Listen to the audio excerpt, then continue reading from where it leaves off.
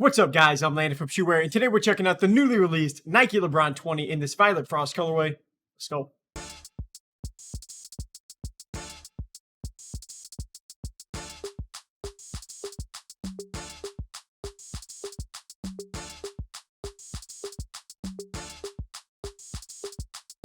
This a ticket talking Mazda for the biggest. That's a comma and a comma and a comma. Gotta get it.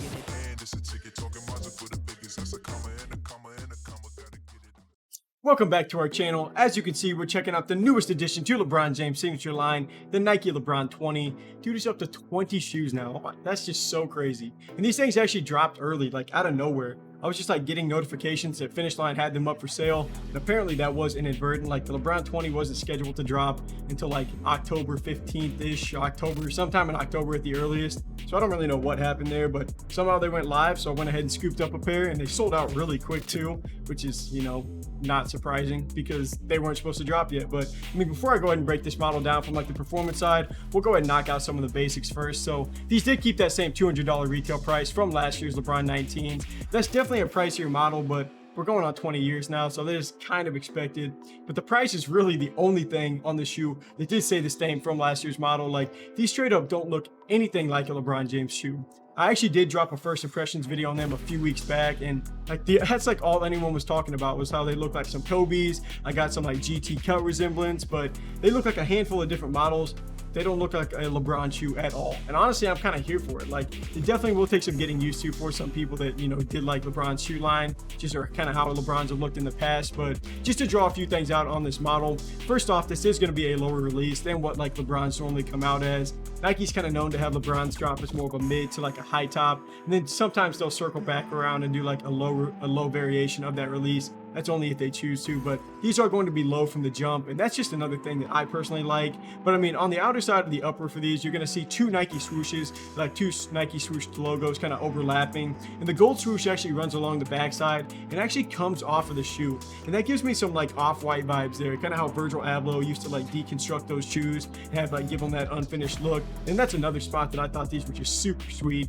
Then on the inside of the upper, you're going to get that purple swoosh with some like really cool orange stitching around that. But another thing that is like majorly different from the LeBron, it's a weird way to say that. Another thing that's like a major change to the shoe from like normal LeBron shoes, or at least of recent, is you're not going to get that window into like the midsole of the shoe just to see those cushioning units anymore. Like, that was pretty common and almost expected that like, LeBron's shoes in that section, whether it was like the full length of the midsole or just like in the back half, normally you'd be able to see through and see that cushioning setup. And honestly, I did kind of like that from LeBron's line, so I wasn't happy to see that go necessarily, but they switched up a lot on this year's shoe. That's just another spot where it was kind of easy to tell. But on the tongue for these, you're going to see LeBron's signature with two X's on there. And I'm kind of assuming that's just like Roman numerals to mark out the number 20 for his 20th model. And then the two X's are also going to show up at the bottom of that lacing system too. And finally, the last thing I'll touch on is going to be the heel. You're going to get that yellow patch with like the LeBron logo, crown logo kind of on there too, along with those two X's again. Like, those things are literally everywhere. And the crown kind of like the crown kind of peaks onto the midsole, a little bit in that heel portion too where that white spot is. So I mean, honestly, I really do love these a lot. It's already been made pretty clear to me that not everyone is going to love this new look, but now we'll go ahead and see how these shoes hold up on it.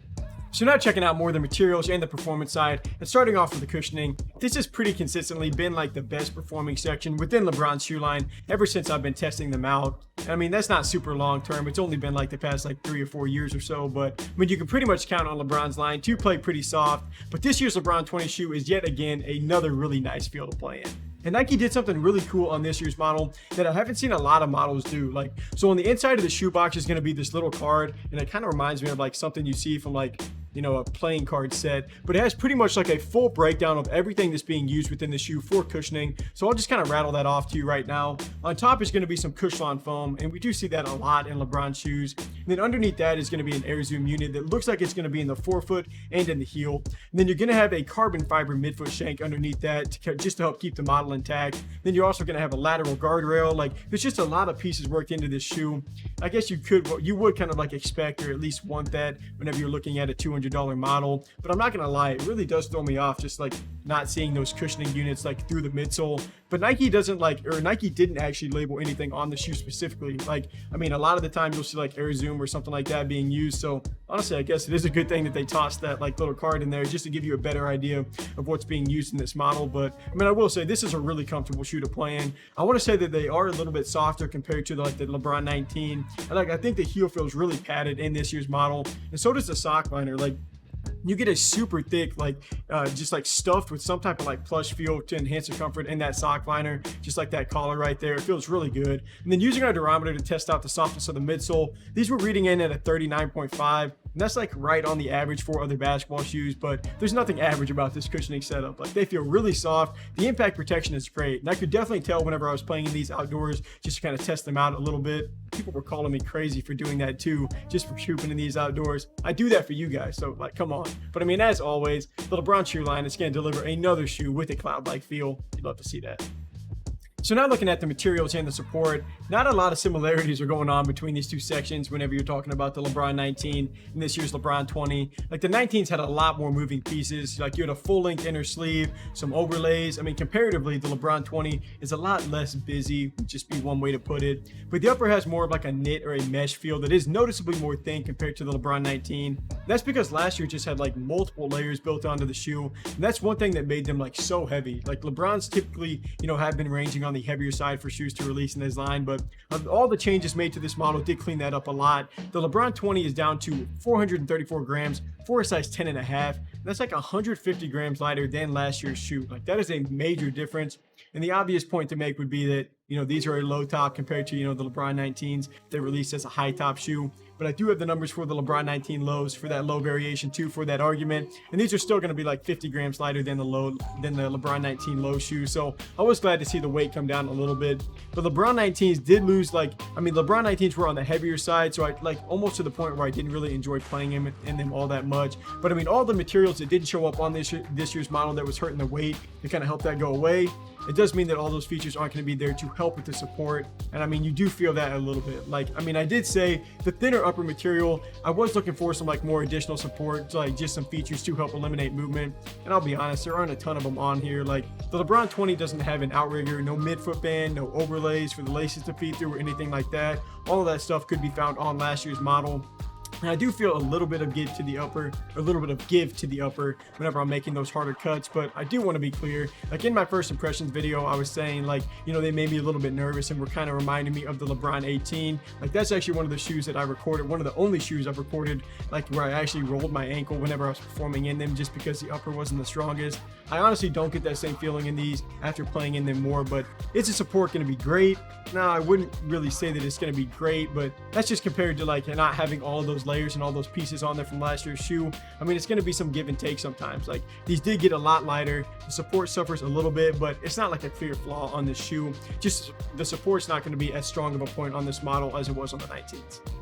Finishing it off with the traction, in the same way that LeBron's line has always been kind of solid for cushioning over the last few models, it's always been average to below average for traction just ever since I've been testing them out. But I'm happy to sit here and say that does come to an end today with this model. The LeBron 20 is going to get your typical random traction pattern. It is different than last year's look though, and it's definitely a different rubber compound from what they've been using, because these things are sticky. Like, whenever we did our squeak test, this is the first shoe that I played in from LeBron's main line that actually did have that actually was, I guess, making some noise on the court. Like, I'm pretty sure that his budget-friendly line, like the LeBron Witness, had been outperforming his main shoe line for traction for at least the last couple of models, but that is going to stop here. Like, I've loved the LeBron 20 and just how well it's been gripping the court. Like, you get noticeable bite that just wasn't there on last year's model or the year before, and the grooves still feel pretty durable. So even though people might call you out for it, these are more than good enough to hoop in outdoors if that's how you want to put this $200 shoe to use. That was more of a one-time thing for me.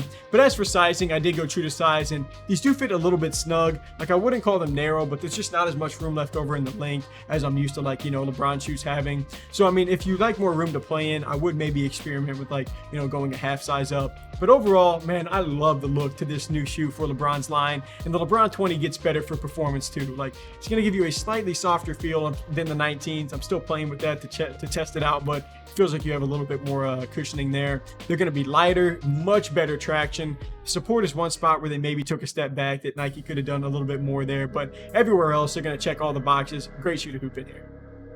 Thank you guys for taking some time to watch. Feel free to drop a follow or a sub if you like this video. And if you're interested in buying these shoes and you want to support our channel, just click the links that we have here on screen, or we have links down below or in our bio. So feel free to check that out. But until next review, I'm Landon from Shoewear. Peace.